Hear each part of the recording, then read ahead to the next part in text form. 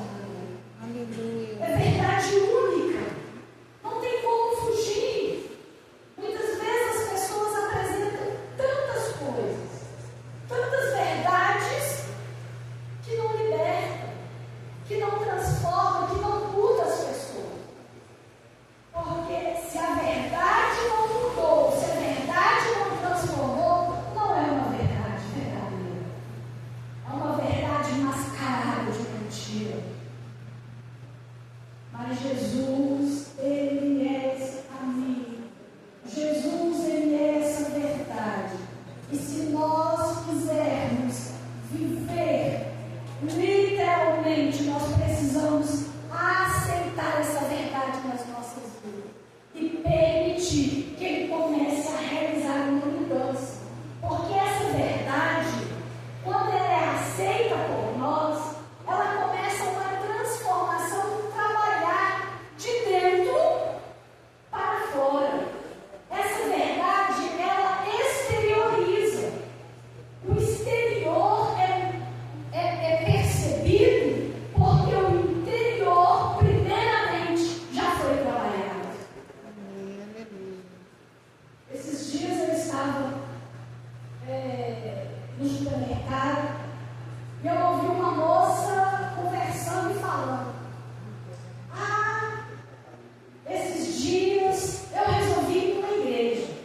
Quando a gente olhava a igreja do lado de fora, ela era assim, sem sal, sem graça. Mas quando eu entrei, aquela igreja era aconchegante, era agradável estar ali.